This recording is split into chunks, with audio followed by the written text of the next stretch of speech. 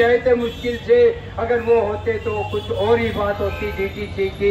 हम ये चाहते हैं कि दिल्ली सरकार डीटीसी का बेड़ा बढ़ाए। हम ये भी कहते हैं कि दिल्ली सरकार डीटीसी का बेड़ा बढ़ाए। ये प्राइवेट गाड़ियां लाकर, कंपनियों से गाड़ियां लाकर, कंपनी के ड्राइवर लाकर उनका बेड़ा ना बढ़ाए। आप डीटीसी की कब्र खोदने का काम कर रही है ये सरकार साथियों, न कि डीटीसी को चलाने की बात कर रही है। अभी मैंने बता लिया, अंदर गया था, मैं आपको बताऊंगा। तो पीएलडी के मैनेजर साहब थे कोई, उनका नाम नहीं लूंगा मैं, अभी बता रहे थे अगर दिल्ली सरकार ये आदेश करने जा रही है कि जो ये कॉन्ट्रैक्ट के स्टाफ हैं, ड्राइवर और कंडक्टर, इनका कॉन्ट्रैक्ट रिन्यू करना ही बंद कर दो। इनका कॉन्ट्रैक्ट रिन्यू करना बंद कर दो। अरे मैं ये कहता हूँ बेवकूफ लोगों, अरे अधिकारियों, आपकी कहाँ अकल गई?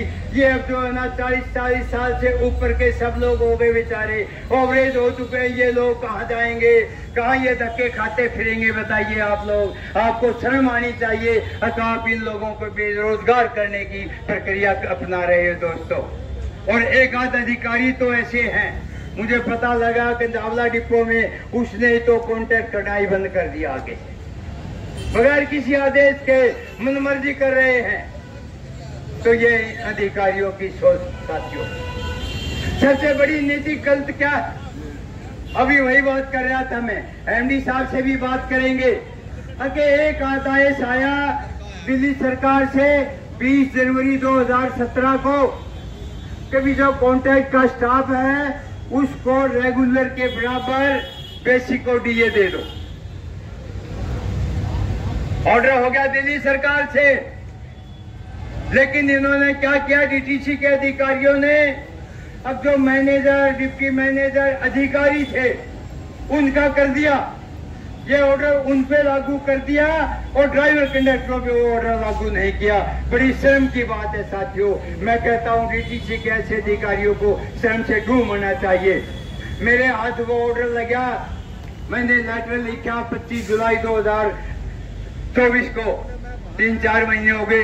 उसी दिन वो फाइल स्टार्ट हुई, चलनी शुरू हुई, लेकिन अभी वो चल रहा है मामला, अभी पीएलडी में वो फाइल आई हुई है साथियों।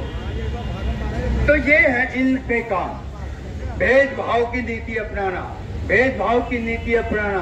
भेदभाव की नीति अपनाते हुए ही इन्होंने करीब 10-12 हजार लोगों को पेंशन से बाहर कर दिया था।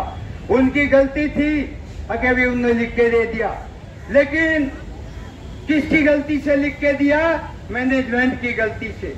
हम ये नहीं कहते कि सिर्फ उन कर्मचारियों की ही गलती थी, क्योंकि तब तक उन्होंने पूरी तरह से उसको चेक आउट नहीं किया था कि पेंशन आपको किस हिसाब से कैसे लागू की जाएगी। उन्होंने 92 में ऑप्शन भरवा ली और 95 में पेंशन लागू हुई 3 साल के बाद। लेकिन इन्होंने क्या करना चाहिए था? 1995 में जब पेंशन लागू कर रहे थे उस टाइम पे दोबारा ऑप्शन मांगनी चाहिए थी साथियों। जिन लोगों ने नॉन ऑप्ट किया था उस समय इन्होंने दोबारा से ऑप्शन लेनी चाहिए थी उन साथियों से, ताकि वो दोबारा पेंशन अपनी ऑप्ट कर देते। आज वो दर दर की ठोकर नहीं खा रहे होते दोस्तों।